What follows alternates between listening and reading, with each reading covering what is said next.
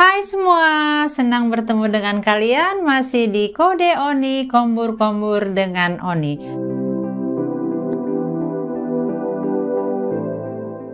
Kali ini Oni akan bicara soal seks.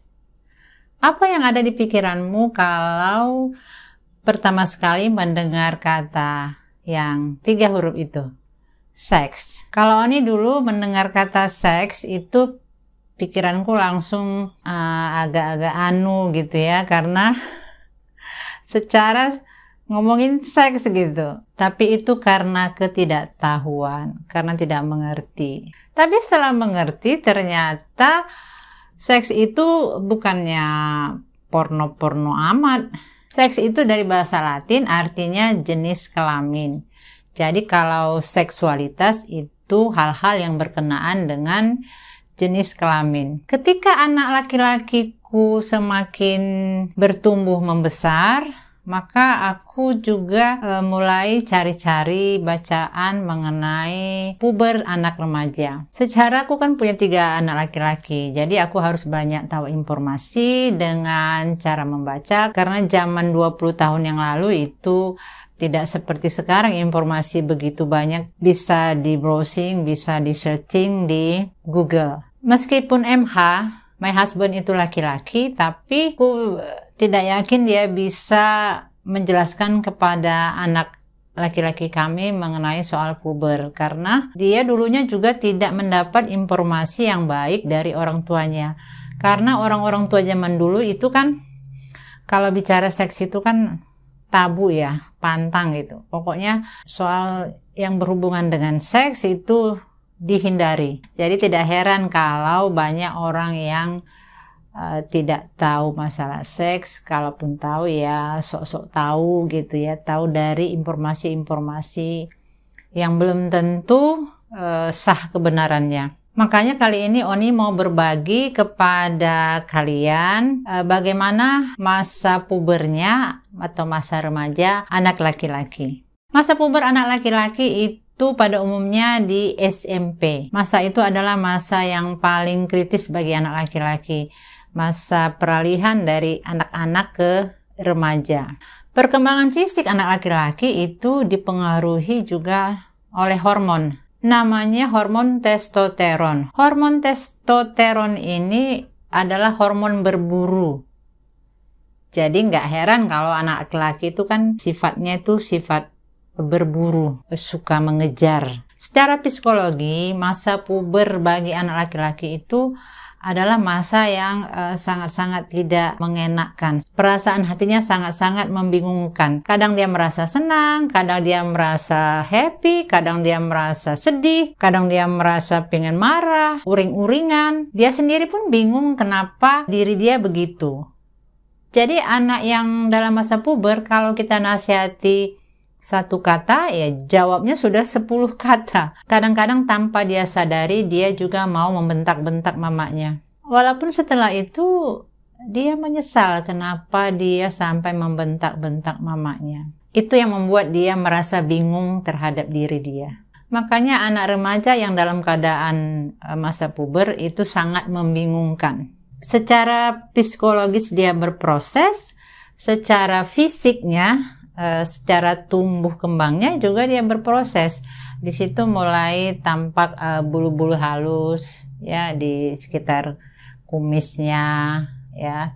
Terus bulu keteknya, habis itu nampak jakun, itu secara fisik. Tampang anak yang masih SMP itu tampang yang apa ya, suka mengesalkan gitu ya. Walaupun anak sendiri, kalau kita lihat itu pada masa dia puber itu tampangnya itu tidak menyenangkan gitu. Lihatnya itu suka sebel gitu ya. Dibilang ganteng enggak, dibilang jelek enggak, muka berminyak, suka keringatan. Pokoknya wajah yang serba tanggung ya wajah di masa SMP. Kemudian anak laki-laki itu punya 1 penis, terus punya 2 testis. Ada juga yang punya 1 testis, tidak sempurna. Dia punya testis, tapi cuma 1, tidak 2. Bagi yang tidak mengerti testis itu bahasa sehari-harinya itu telur ya, atau peler. Jadi kalau kelamin laki-laki itu ada penis dan ada testis. Nah, di telurnya itu, di pelernya itu, di situ isinya adalah 200 juta sampai 500 juta sperma, tempat sperma di testis. Kalau testis dipenuhi oleh sperma, maka gejolak birahi itu meluap, dan tanpa disadari itu bisa keluar melalui mimpi basah. Terus keluarnya itu dari mana? Keluarnya itu dari saluran kencing. Nah, itu perbedaan anak laki-laki sama anak perempuan. Kalau anak perempuan itu saluran kencing dengan saluran rahim itu berbeda. Tapi kalau bagi anak laki-laki, saluran untuk keluarnya kencing dengan keluarnya sperma itu sama. Tetapi nggak usah khawatir, keluarnya itu tidak pernah bersamaan. Ada katup yang mengatur itu. Kulit penis itu sensitif. Demikian juga testisnya. Nah, testis itu kulitnya berlapis-lapis. Lapisan-lapisannya itu pasti ada gunanya. Gunanya untuk melindungi skrotum. Supaya suhunya tetap optimal, supaya stabil. Suhunya itu di bawah ya, sedikit di bawah suhu tubuh. Makanya kalau lagi dingin, itu pelernya itu mengkerut.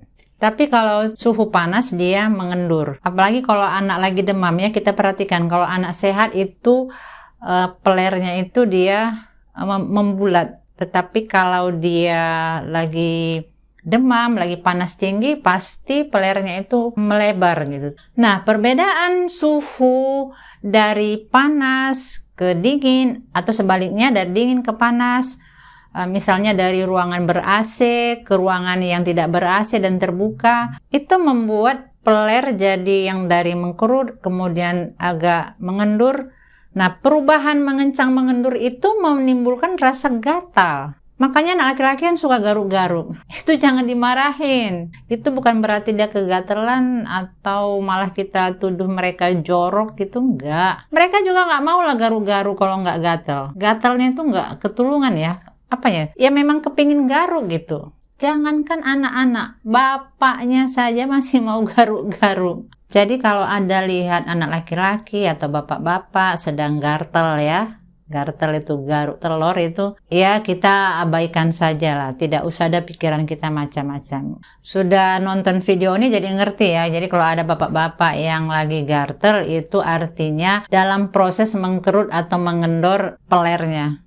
Nah, kembali lagi ke mimpi basah tadi. Sejak umur berapa anak laki-laki mengalami mimpi basah? Anak laki-laki mengalami mimpi basah sejak umur 9 tahun sampai 14 tahun. Nah, di antara itulah ada yang cepat, ada yang lambat tergantung anaknya. Mimpinya itu bisa saja dia bermimpi yang mesra-mesra gitu dengan bidadari, dengan seorang perempuan yang dia sukai atau dengan siapa sajalah.